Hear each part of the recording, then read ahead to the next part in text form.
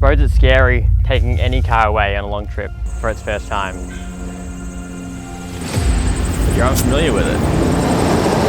It's a brand new thing. You don't know how it works mechanically. You got barely any experience driving it, and now you're being asked to drive 1,800 kilometers in it. It's a daunting task. But that's a risk I'm willing to take to see some of the most insane landscapes in Australia. Welcome to the Snowy.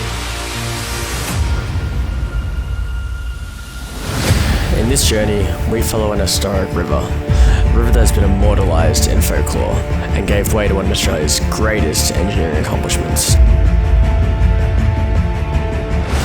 For this trip, we are heading deep into the Snowy Mountains to discover and learn about this historic river, from its mighty devastating flows to its now trickle of once the mighty Snowy River.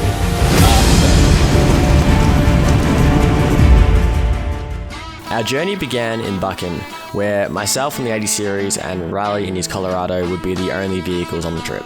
And Riley also picked up a new friend literally the night before we went, so Danny the Blue Heeler would be coming with us and getting out of the car where he could, because we were going through a national park at some points. We then began to wind our way north, passing through Little River and Little River Gorge, which is just absolutely spectacular. You're just driving along this narrow dirt road when suddenly you turn a corner and basically you're on the edge of the world. The camera simply just doesn't do it justice.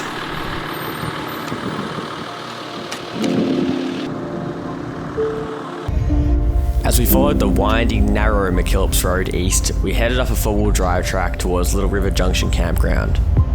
This has to be one of my favourite campgrounds I've ever stayed at. Swimming and sitting on the sand of the old riverbed and camping on the banks of the old Snowy River. And yes, the water used to get that high. Before the Snowy Hydro scheme, the Snowy River had a huge, often destructive flow during the spring snowmelt, which flowed directly into the sea down near Arvos. In the 50s, the government set up a special task force known as the Snowy Mountain Authority, with its job to capture this flow of water and divert it into the drought-stricken regions of inland Australia. But it wasn't going to be an easy task. Much of the Snowy was largely unmapped, and before any work could begin, engineers needed to survey large amounts of land in order to work out where the water flowed and which valleys could be dammed. Just like the early settlers, they did this on horseback, and it would be these tracks that would then become roads and eventually haul hundreds of tons of materials in order to construct the Snowy Hydro. Visiting McKillops Bridge gives you a real understanding on just how much water used to flow down the Snowy. Constructed in 1934, it was 255 metres long, and it was actually washed away in a flood just before it opened, so it goes to show how high the Snowy could get before the hydro diverted 99% of the water flow. Yes, 99% of the water was diverted to the Murray and Murrumbidgee River, so just an insane amount of water.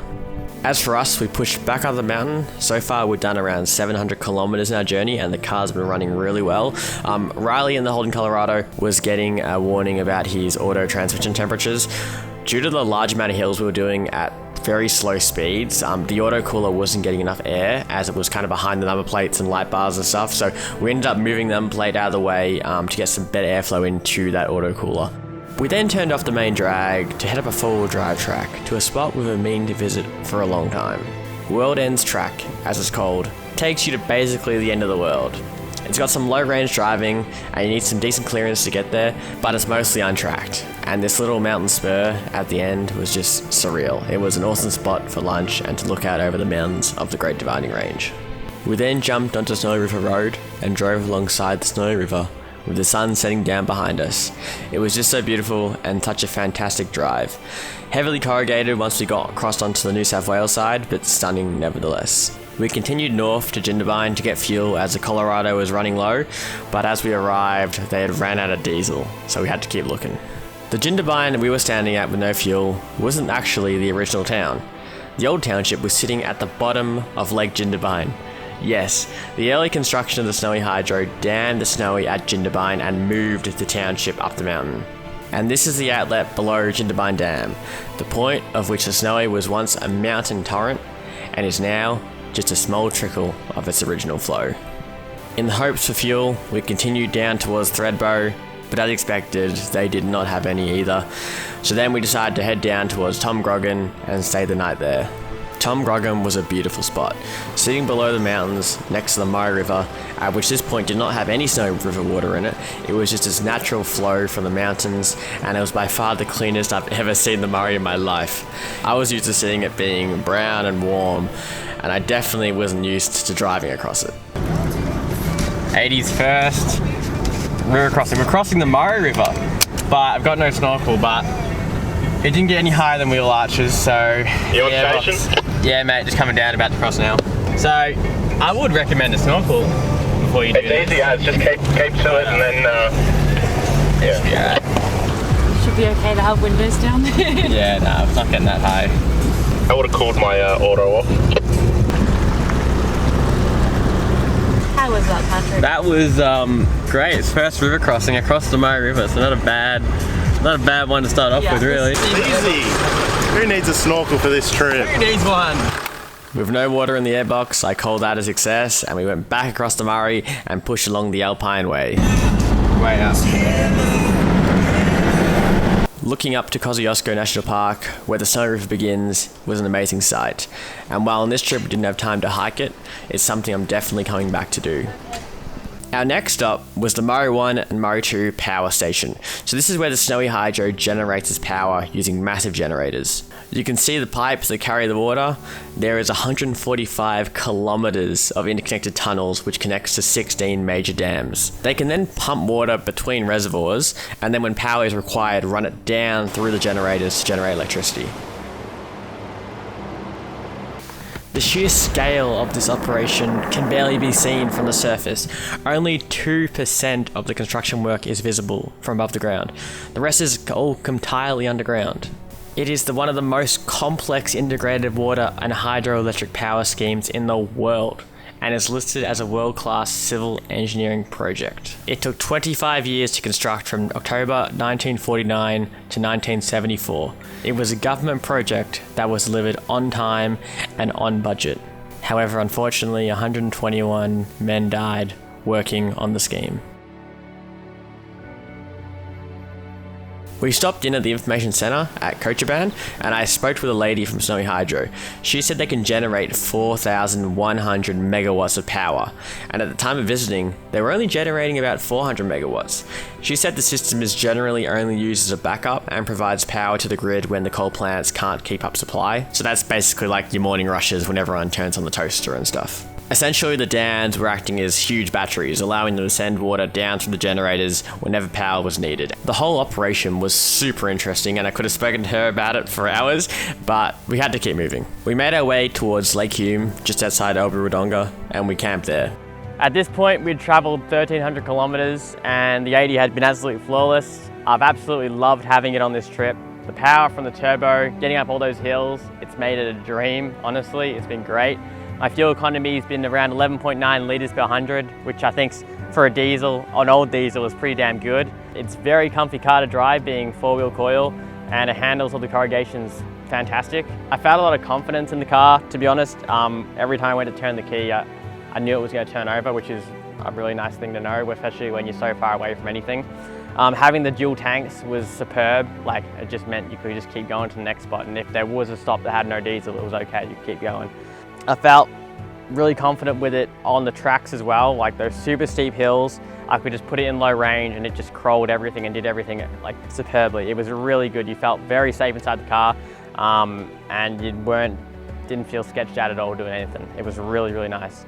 I think it could do with some slightly bigger tires just for the highway. I feel like the gearing on the 80, the fifth gear, I feel like it's not huge. I feel like you kind of want to, when you're sitting at 110, you want to change up to another gear.